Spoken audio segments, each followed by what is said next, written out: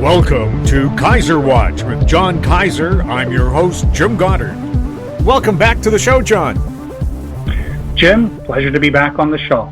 John, what are the implications for the farm sector and fertilizer producers if Russia does invade Ukraine and is hit with meaningful sanctions? The farming sector is already under a lot of pressure because fertilizer prices have risen substantially since the start of last year. And the possibility that Russia does invade Ukraine and ends up with major sanctions against it that limit its ability to export its raw materials, among which potash is a major export, that has the potential to ratchet prices even higher. Now, to give some background, NPK stands for the elemental symbols for the three key elements that plants need and which are provided in fertilizer. There's others that are needed, but these are the important ones. Nitrogen is the N, and it is applied to crops in the form of urea, and it's a physical form, and that's made from ammonia and carbon dioxide. Ammonia itself, which is 1 part nitrogen and 4 parts hydrogen, in other words, 78% nitrogen, it's stored in a liquid form under pressure, and it's made from the Haber process, which involves mixing the hydrogen made from natural gas and air, or nitrogen, which is pulled from air through fractional distillation to create anhydrous ammonia. And that used to be around $300-400 a ton at the start of last year, jumped to the $600-800 a ton level in about March or April, and then in October ratcheted up sharply and is now almost at $1,500 a ton. And nitrogen is the most important fertilizer because it goes into chlorophyll, which is critical for photosynthesis, using sunlight to drag carbon dioxide out of the air to basically make the plant grow.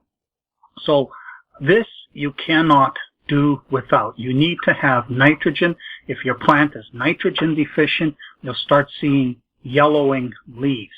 Now, the problem with the high prices, part of it is an imbalance between supply capacity at the start of 2021 and a surge in demand. So farmers started planting more. The producers, thanks to the COVID lockdowns and slowdowns, weren't able to ramp up production quickly. So you had an imbalance between farm demand for fertilizer, and this goes across the board for the other two also, the P for phosphorus and the K for potassium, and that has driven up prices significantly. Now, a factor has been the rise in the price of natural gas. Natural gas was cheap at the start of 2020 when Russia and Saudi Arabia conspired to lower the price of oil by flooding the market with the specific purpose of putting the American shale oil frackers out of business because they need $50 plus oil to be viable. And natural gas is a major byproduct of fracking for shale oil in the United States. And the success of shale oil fracking put America from its oil import dependency position to the top oil producer in the world. And so this was a very deliberate attack by Russia and Saudi Arabia to undermine the shale America self-sufficiency in oil. However, they had the bad luck of it coinciding with the arrival of the COVID pandemic and the lockdowns that resulted, which suddenly curtailed demand for oil, and it caused the price of oil to crash below zero as holders suddenly found it cheaper to pay somebody to take the oil off their hands than continue to hold it. And the shale fracking industry got hammered. There were lots of bankruptcies. They stopped drilling. They stopped making it. And natural gas, as a result, has tripled from that level, touching over $6 per million cubic or 1,000 cubic feet, whatever the pricing formula is. And that has also increased the input cost for making ammonia and ultimately urea. Now, the oil is pushing $90 a barrel. So the shale fracking industry is getting back into business. Now they're going to be making lots of money, and it doesn't look like we're going to see oil prices retreat anytime soon. So at some point in the horizon for the United States at least, there should be relief in the form of lower natural gas prices. But that's not the same situation in Europe, where you have the Europe reliant on natural gas. Some of it comes from Norway, some of it's imported as LNG, but a lot of it comes from Russia. One via Nord Stream 1, which is a pipeline that goes through the Baltic Sea, and another on a pipeline that goes through the Ukraine. And Russia has been playing games by very rigidly fulfilling its contract requirements and not responding to requests for topping it up with a higher supply to compensate for a boost in demand. So we have seen European natural gas prices spike as high as 600% in late 2021 above the level over a year ago, and it's now still 200% above that. And if Russia does invade the Ukraine, then we have a problem because that Ukrainian pipeline will in some way be disrupted as a result of Ukraine turning into a war zone, either by sabotage or simply by the Russians shutting it off so that the Ukrainians don't benefit from the tolling fees that they get for allowing it to pass through their country into the rest of Europe. And the Germans have not yet certified Nord Stream 2, which would double the capacity of Nord Stream 1. And due to pressure from the United States and others who are worried that this increases the dependency on Russia even more. And Putin has been quite clear that he will use every means at his disposal to extort and bully others to do his bidding. And he's got himself in a pickle now because he's made these impossible demands for the United States to slink back to America and abandon Europe, and for the NATO to stop expanding itself and retreat from these places and guarantee that Ukraine will never be part of NATO. And Ukraine, since it was freed from the Russian Empire when the Soviet Union collapsed, it has been a democracy, and that has been a serious problem for Putin, who is the autocracy champion of all other strong men around the world. So the fertilizer price for the nitrogen version, the urea, well, that's going to become a problem if the natural gas supply from Russia ends up being curtailed as a result of sanctions imposed by United States and others. And this, of course, coming in winter in Europe is not going to make happy people out of Europeans, and that may suit Putin just fine because his goal is to destabilize all democracies out there, because in a democracy people can protest and rampage and express their unhappiness, but in an autocracy you just send in the troops to crush the opposition, such as happened with Belarus, when Lukashenko brought in the Russians to basically prevent an election that went to the opposition from being carried out. He, in essence, stopped what he called the steal, when in fact it was a properly won election. And so he's still in charge and has now imposed even more draconian measures on all the opposition. And of course, in Kazakhstan, when people started protesting, then all of a sudden that protest was hijacked by some of these other thugs that are competing with the existing thugs, and Putin's troops rolled into Kazakhstan to help restore order also. So problems caused by curtailing raw material supply elsewhere in the world, that actually serves Putin's interest, because he would much prefer an autocrat, a nice, strong leader like himself, to take charge in places like America and elsewhere, because it will be easier for him to do business with such people. Now, in the case of phosphorus, that provides a pretty complicated role in plants to do with energy transfers. The price of phosphate rock has also doubled from where it's been stuck at $75 a ton for quite some time.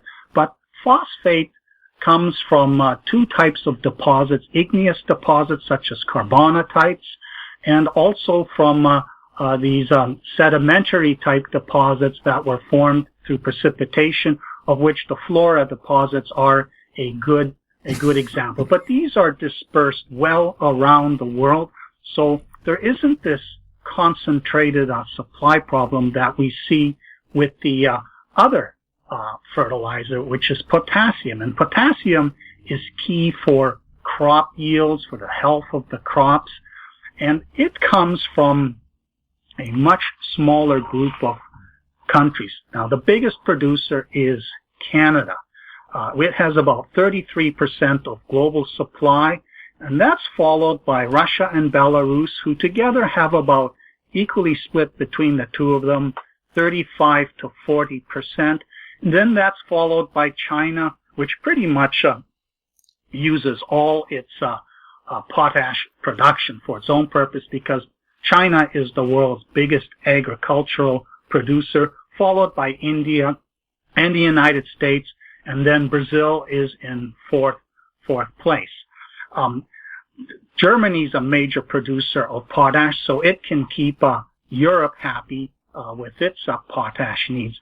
But the rest of the world, in particular Brazil, which is 90% import reliant on potash, the potassium chloride form, it has a major problem. And there's already a geopolitical problem rising now. Now, potash was stuck at $200 to $250 a ton for the longest time, but last year it went up in a significant manner. It's now $600 to $800 per ton, and that is to a large degree due again to this imbalance between fertilizer demand by farmers planting more crops and the ability of the industry to make more of this stuff. And potash comes primarily from these evaporite beds in places like Saskatchewan and Germany, Belarus and Russia, but also from brines such as the Dead Sea, which is shared by Israel and Jordan, and then the brines in Chile. So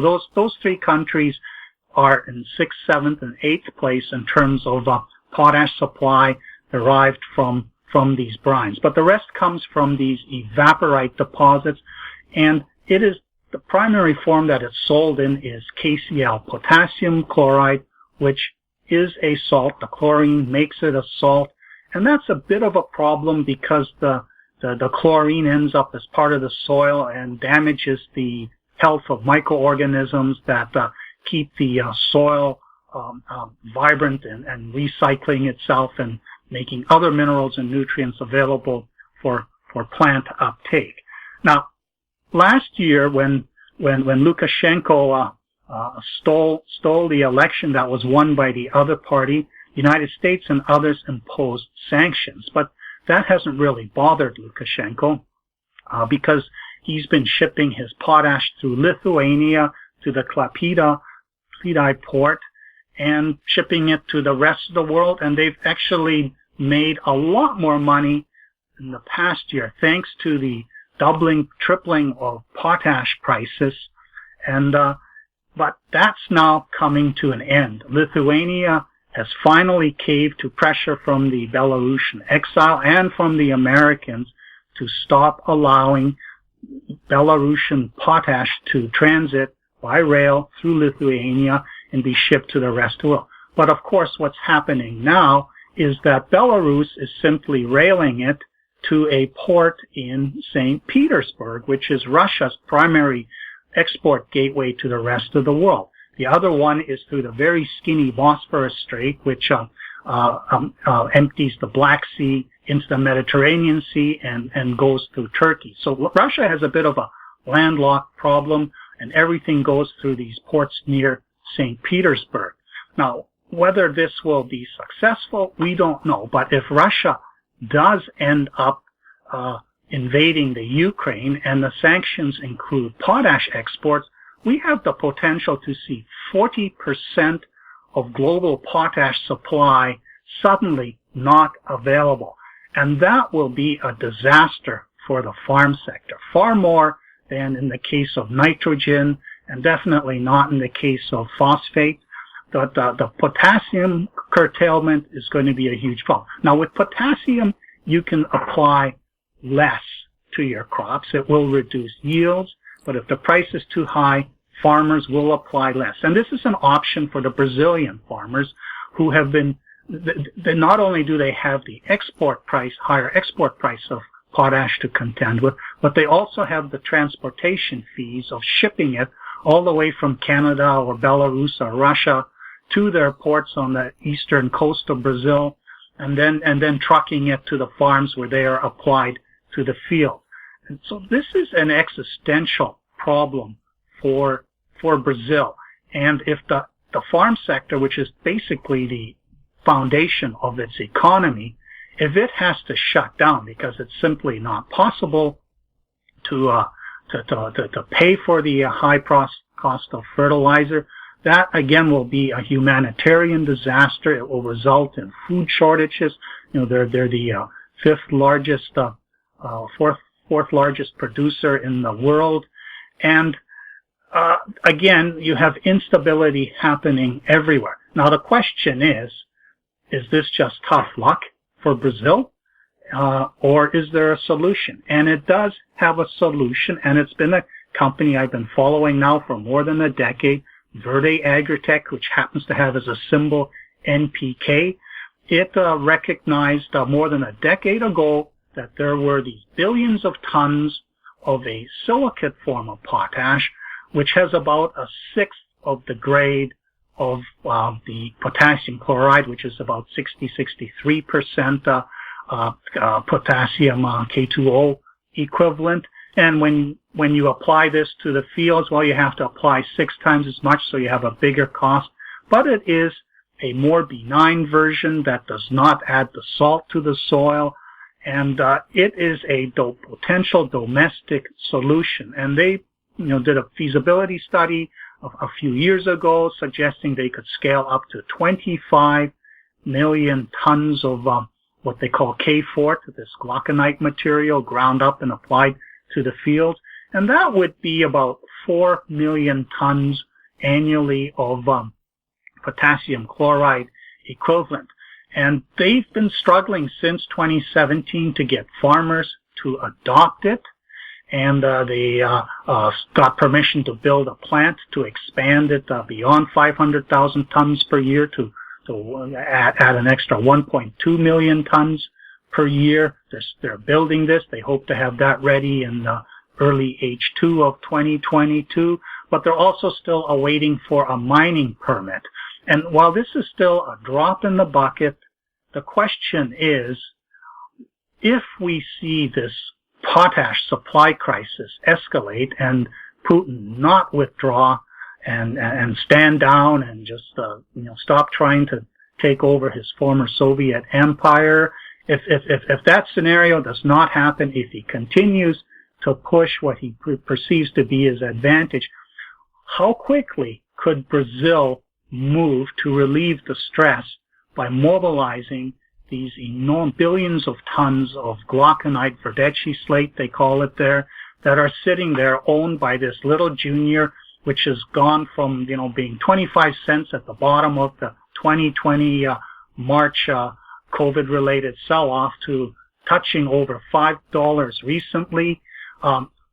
Is this tipping point, which started last year with the high prices that had farmers start to say, hey, maybe we should use this domestic source rather than this expensive imported stuff, is this bigger picture crisis now going to result in mobilization of permitting and even capital to ramp up the output of this And is this situation going to accelerate the farmers' willingness to try something very different than what they have been used to forever? How quickly could Verde Agritech become a major solution for the Brazilian farm sector conventional potash import reliance? Well, their permitted and installed capacity is about 500,000 tons per year. And last year, they came very close to fulfilling that because the potash price surge didn't really happen until the middle of the year. So whatever they were pre-selling earlier in the year, it was still with the relatively weak potash prices and the farmers saying, I don't know if I really want to try this. And in the past, they also bobbled their customer relation management by not following up, by not holding the hands of farmers after they sold them this ground up K Forte material. And so the farmers either misapplied it or it was too much of an aggravation and they weren't getting a lot of repeat business. And they sort of resolved that problem by recognizing it several years ago. But their farmer adoption of their product has been slower than the company expected and than investors expected. But last year, they got approval to build a plant in a second pit location, which would produce 1.2 million tons per year. So they started building this, and they've had very heavy rains in this part of southern Brazil, which has made everything a little bit more slow than they would have desired. But they still feel they're on track to be commissioning this plant by, say, July of this year. And they recently put out guidance that they think they will sell 700,000 tons. Now, obviously, they're selling out their existing capacity of 500,000 tons per year because they can offer discounts to farmers.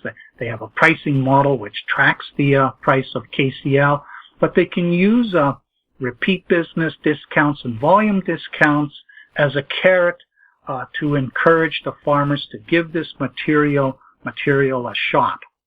So this is all happening now, and I was a bit disappointed when they published their 700,000 ton guidance, which means that this new plant, even if it's ready by July of this year, is only going to add a couple 100,000 tons of output, falling mainly in the latter part of the third quarter and in the last quarter, which is one of the slowest times for fertilizer demand, because that's not the planting season.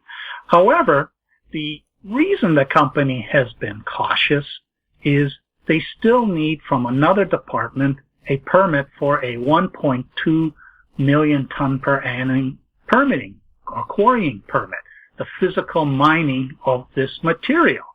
And so I suspect that the company has been cautious because such a decision is in the hands of government bureaucrats, and Brazilian bureaucrats are notoriously slow at getting anything done. So this they should have had in hand the day they started building the plants, but they took a chance and figured, okay, this thing is far enough along. We can see the demand growing. It takes a year to build the plant and get it up and running. So let's get this done. And so they're building this plant, but the risk is that maybe the permit doesn't arrive until later in the year. And that's the gamble in the market right now, is tomorrow that piece of paper could be signed. I understand that all the technical stuff that the company has to do has been done, and it's really just in the hands of the bureaucrats to make a decision.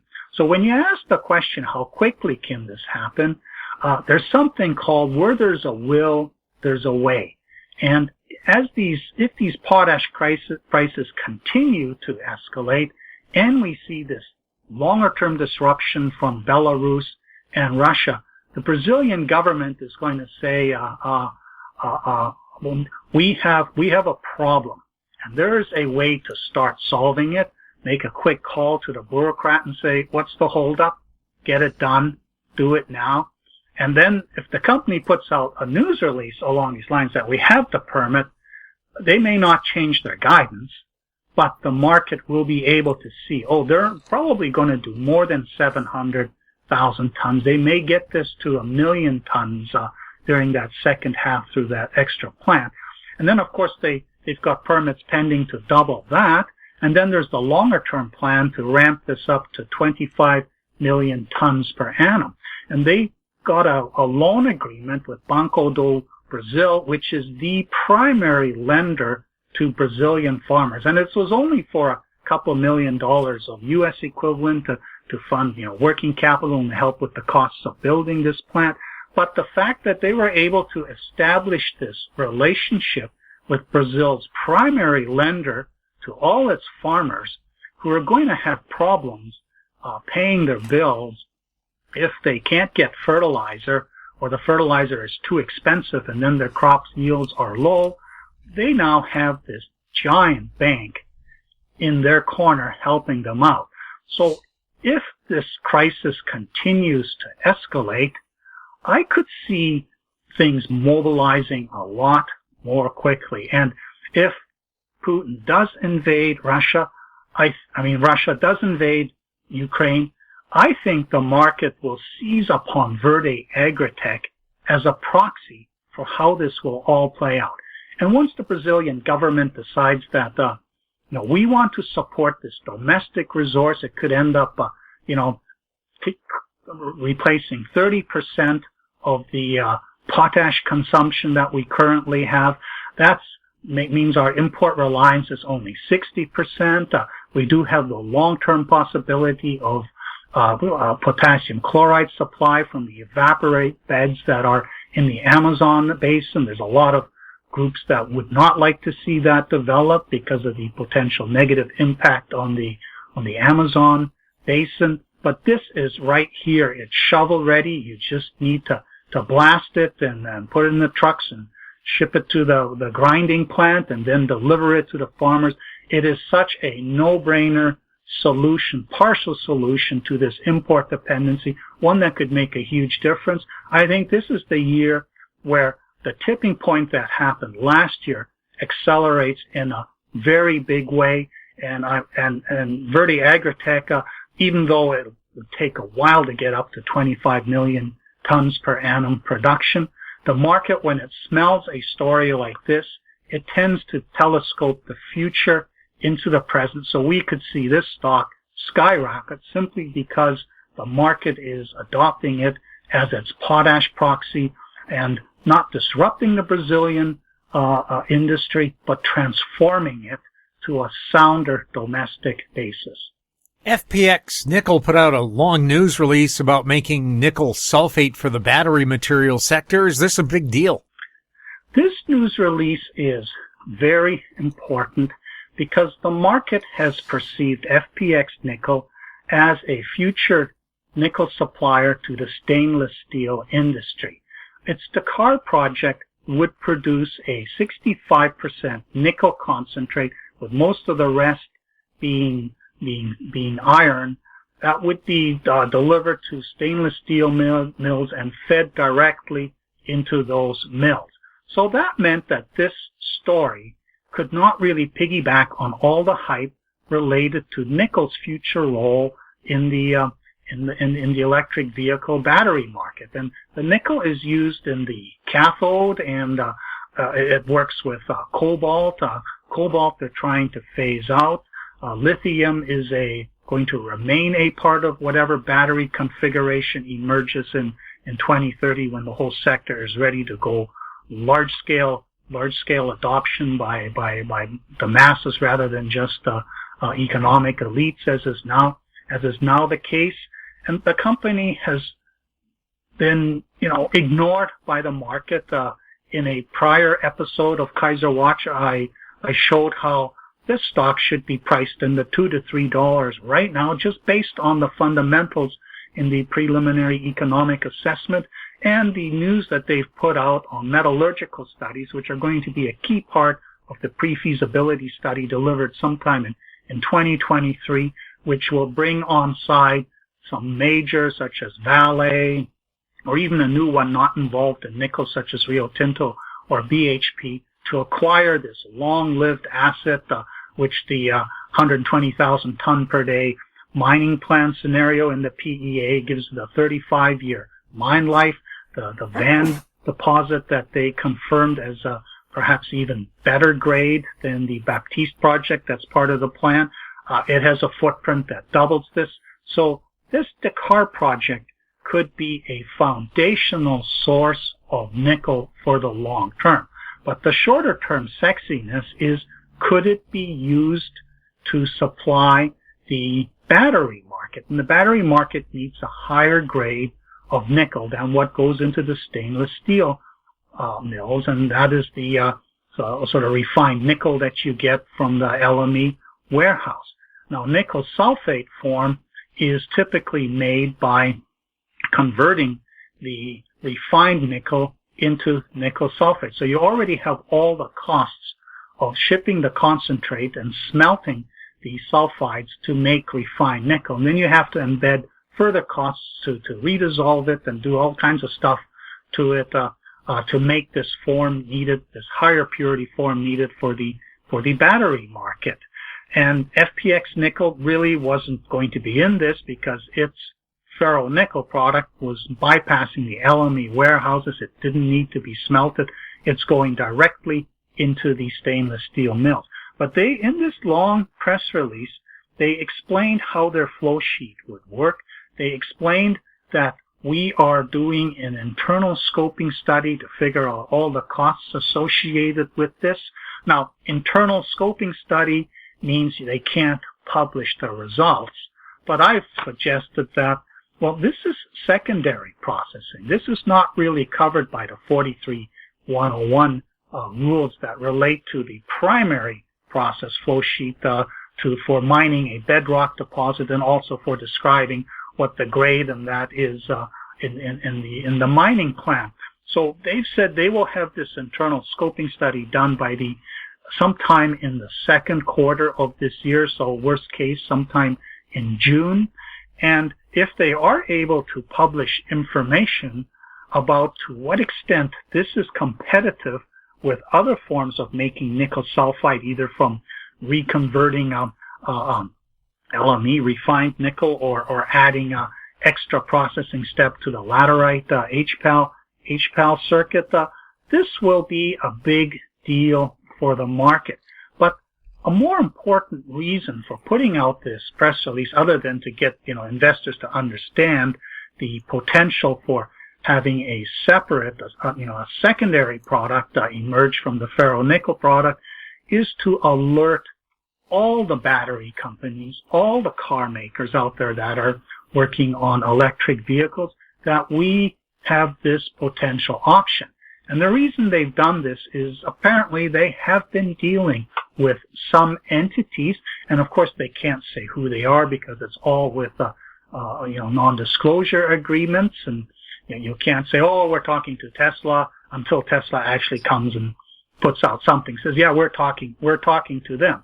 But they're now broadening the awareness of this nickel sulfate potential through this news release to everybody out there, so that everybody approaches them and talks to them, gets a sideline seat to see how is progress. And when the news comes out, they'll be able to show, even if they can't disclose to the public what the competitive cost advantage is, they can show it to this whole range of battery entities and car makers. It's too early for any of them to do a meaningful offtake deal at this point. But this is like a broadcast to the entire industry out there is, hey, look what we're working on.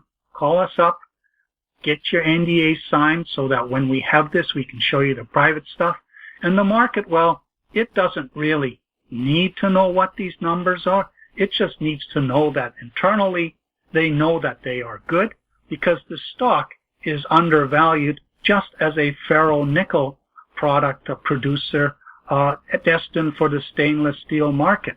So I think this press release is important because it allows the company now to be part of the whole sort of battery metals space, and it has a productive value in bringing it to the attention of all the car makers out there.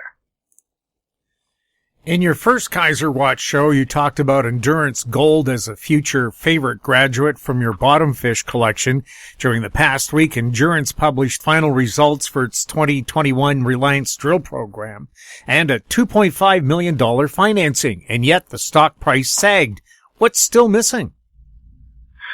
Well, when I talked about Endurance Gold, it was sort of 45 cents, and that was above the 25 to 30 cents level at the end of the year, that sort of a bottom fish sell-off window when I told everybody, hey, this is a really good bottom fish buy. So it already delivered a sort of 50% gain. And that was helped out by putting out the best hole yet from the Reliance project in southwestern British Columbia. This is an orogenic gold system on which the company is doing a complete rethink in terms of the geological model. It was discovered in the 80s by a junior, which never quite approached it from a systematic perspective that would have allowed what's going on to take shape. But they put out the final results, the last few holes, on January 25th, and there wasn't a bigger and better intersection, so the market sold it back down to 35 cents. And of course, this was happening in the midst of all the turmoil in the general market. So it was no surprise that everybody stood back and some maybe sold some stock to grab their bottom fish profits. And the stock was sitting there at 35 cents. But the important thing that I saw in that final news release is they have started to answer the question of the geometry of this system. Now, the big thing that emerged last year with the Eagle Zone was that instead of the Imperial Zone being a near vertical, steeply dipping zone, in the case of the Imperial Zone, the step-out drilling in the southeast direction, the results diminished. So clearly that area has more of a chute-like nature. There's a big chunk where they have no drill holes in, where they'll have to do some drilling to see to what extent that Imperial Zone, which is interpreted as a feeder type zone, continues and repeats with the higher grade. But the Eagle Zone itself was a 35-degree dipping zone, shallow dipping zone. And the knock against that was that this all occurs within a 300-meter wide sheared corridor between the Royal Shear and the Treasure Shear. And there's some sort of thrust fault on the western side, which when this zone hits it, well, it will disappear because there has been movement along that fault since the mineralization was put in place.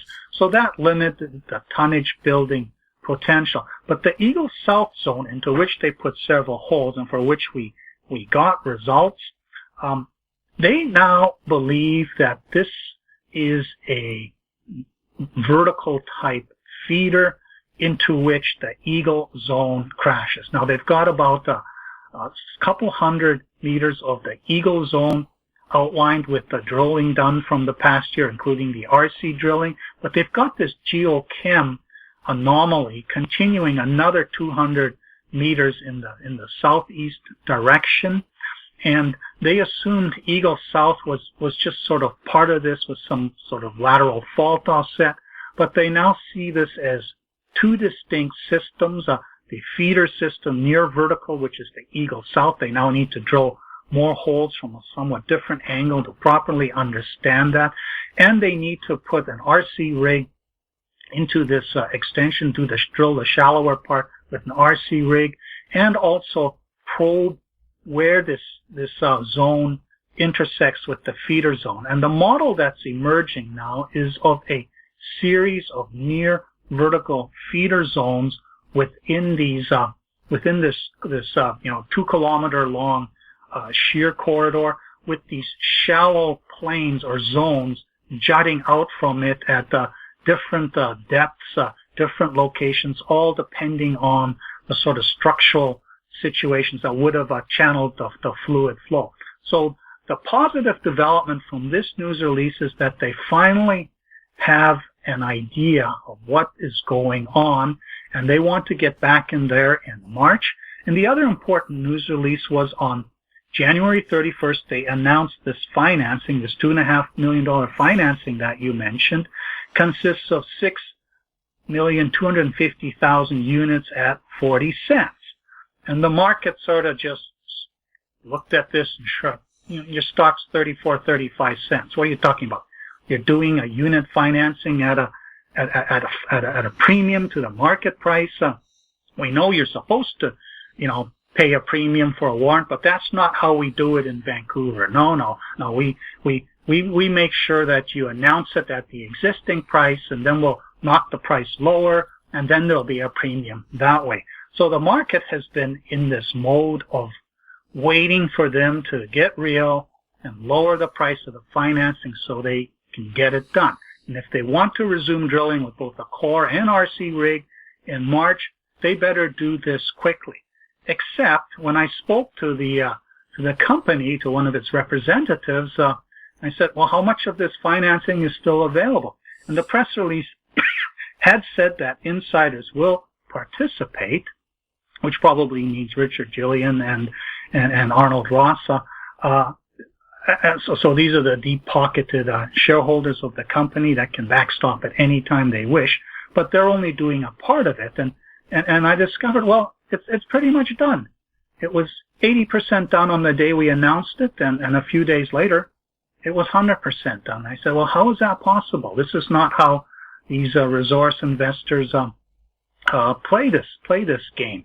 He says, well, it's the quality of the investors. These are not little people buying $10,000 chunks. These are people buying $500,000 chunks. These are big players, some of them existing shareholders who understand this story, see its running room, and they're stepping up because they can't buy this size in the open market without disturbing it.